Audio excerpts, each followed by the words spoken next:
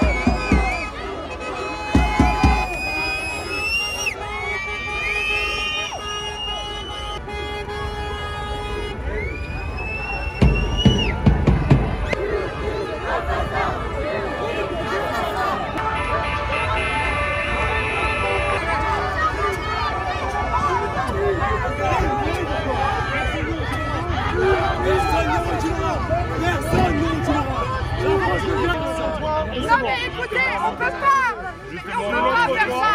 Justement, tout le but est là, c'est d'être là ici et de nous faire entendre. C'est pour ça qu'on est là.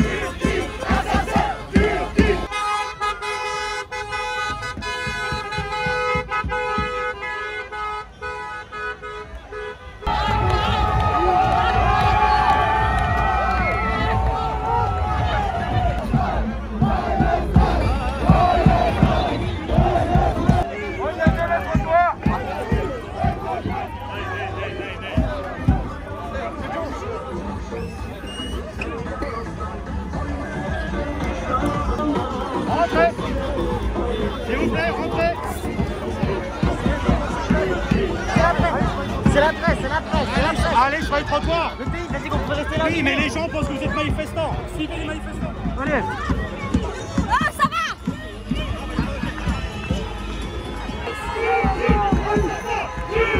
Assassin, Turquie, assassin, Turquie, assassin, Turquie, assassin, Turquie, assassin, Turquie, assassin, Turquie, assassin, Turquie, assassin, Turquie, assassin, Turquie, assassin, Turquie, assassin, Turquie,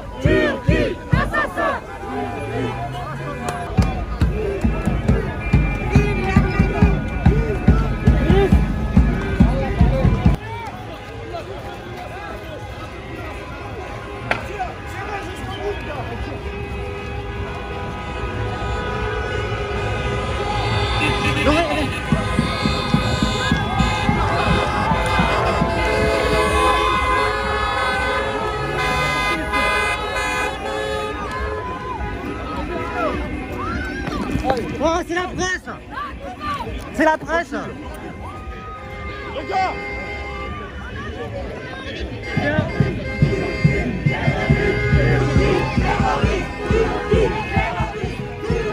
Je suis identifiable.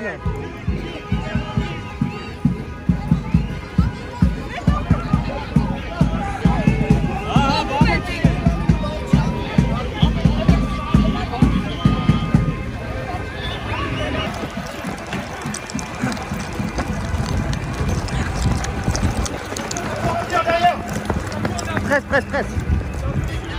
C'est pas grave, c'est pas grave.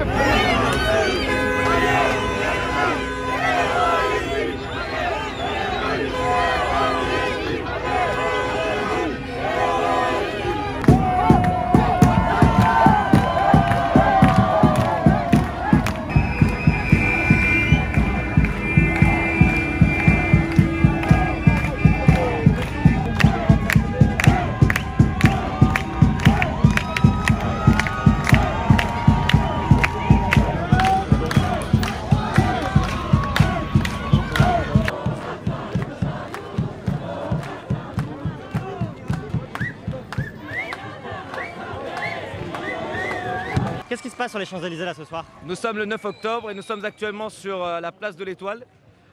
Nous sommes ici car nous souhaitons dénoncer le président turc et le président azéri, donc Erdogan et Aliyev, qui sont en train de commettre des crimes de guerre contre l'Arménie et notamment contre les civils arméniens.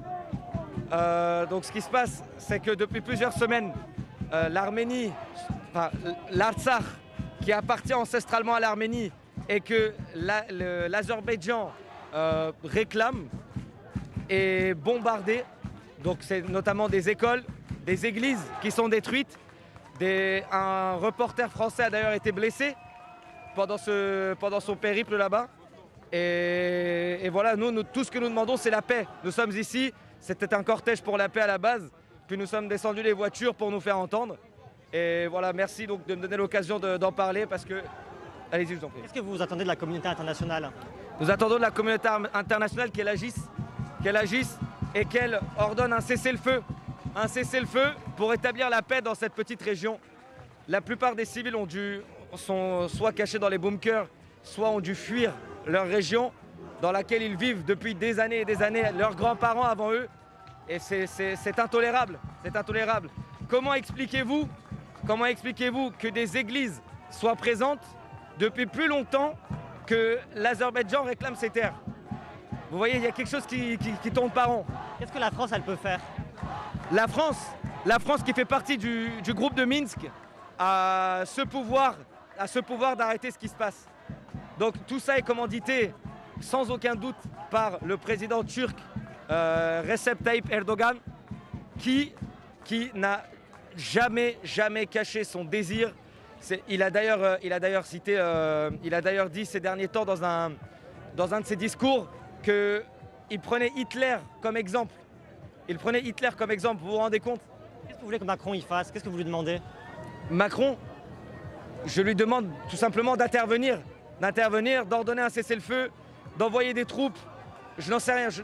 Tout ce que je veux, c'est que toute ma famille qui se trouve en Arménie, tous nos cousins, nos soldats, des jeunes de 18 ans qui ont été envoyés au front, des jeunes de 18 ans, vous vous en rendez compte, qui ont été envoyés au front, meurent.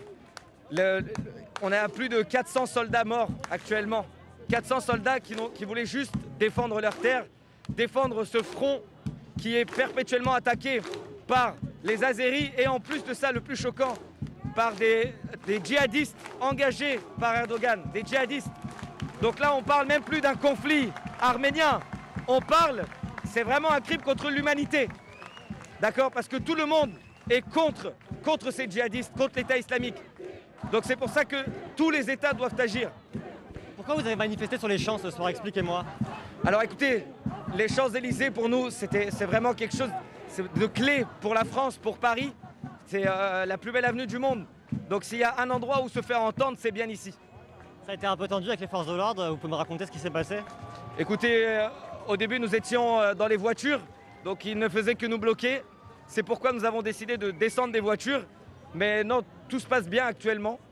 Actuellement tout se passe bien par quelques... Bon, vous savez très bien comment ça se passe. Mais actuellement tout se passe bien, ils nous laissent manifester en paix. Donc voilà, on tient à les remercier aussi de faire en sorte que tout se passe bien. L'ambassade azérie est pas loin, c'est symbolique aussi d'être ici? Oui, effectivement, nous étions hier devant l'ambassade de Turquie parce que nous protestons contre l'ambassade de Turquie car nous savons que c'est elle qui orchestre tout ce qui se passe actuellement. Qu'est-ce qui se passe ce soir là sur les Champs-Élysées? Qu'est-ce que vous revendiquez? Ce soir, on est venu sur les Champs-Élysées. Tous les Arméniens d'Île-de-France, on s'est regroupés aux Champs-Élysées pour revendiquer nos droits, nos valeurs. Actuellement, depuis plus de 12 jours, le Haut-Karabakh, le Artsakh, les Azéris nous ont attaqués. La France a réagi, mais malheureusement, ça ne suffit pas. Les paroles, ça ne suffit pas, on veut des actes. Genève a réagi, de nombreux pays européens ont réagi, mais quand en 1915, de nombreux pays avaient aussi réagi. Mais les paroles, on ne veut plus de paroles, c'est fini. Maintenant, on veut que les pays agissent, les grands pays agissent, que la France agisse. S'il vous plaît, monsieur Macron, agissez. Agissez. Actuellement, il y a plein de djihadistes, il y a des milliers de djihadistes au Karabakh. Il y a des milliers de djihadistes. Les Arméniens ne sont pas en train de se combattre contre l'Azerbaïdjan, mais ils sont en train de combattre contre l'État de Turquie, d'Azerbaïdjan et les djihadistes. Donc il faut agir. Vous demandez d'agir, qu'est-ce que vous voulez concrètement? Qu'est-ce que la communauté internationale peut faire? Qu'est-ce que vous leur demandez? La communauté internationale doit tout d'abord reconnaître la République du Haut-Karabakh. Ce sera la première des étapes de la reconnaissance. Ensuite, il faut rapporter des aides militaires. Des aides militaires que bien sûr la France finance depuis des années l'Azerbaïdjan. C'est autre chose ça aussi. De nombreux pays vendent des armes à l'Azerbaïdjan. Il faudrait arrêter cela parce que c'est des civils qui sont touchés tous les jours. Encore aujourd'hui à l'église de Chouchi, ils ont été bombardés. Des journalistes russes ont été blessés. Les civils ont été blessés. Et ils sont en train de viser nos églises. Là, c'est des actes de guerre qui ne sont pas tolérables. C'était symbolique de manifester sur les champs ce soir, pourquoi? Bien sûr que c'est symbolique parce que déjà Paris c'est une des villes les plus influentes au monde. On a pour l'armée, on a l'ambassade de l'Azerbaïdjan qui est à 2 pas d'ici. Donc c'était très important pour nous de manifester ici, de montrer notre colère. Je pense que c'est en manifestant ici que la France va pouvoir réagir, pourquoi pas.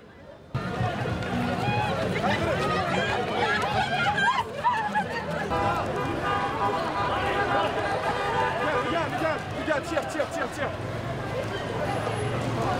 Prends la dame, prends-la. Pourquoi vous avez manifesté ce soir? Expliquez-moi. Parce que nous, les Arméniens... Pourquoi vous avez manifesté ce soir? Parce qu'on est des Arméniens. Les Turcs, ils pensent que nous, on va reculer. Mais on va jamais reculer. C'est notre terre, on va mourir. On va mourir jusqu'à même... Je ne peux pas dire des mots, parce qu'on n'a pas des mots. Parce qu'on sait que nous, on va gagner. Ça fait 30 ans qu'on gagne. on va gagner encore. On gagne jusqu'à 1915, 2020, on va gagner tout le temps. Eux ils croient qu'on est petit pays, mais on est grand. Amen.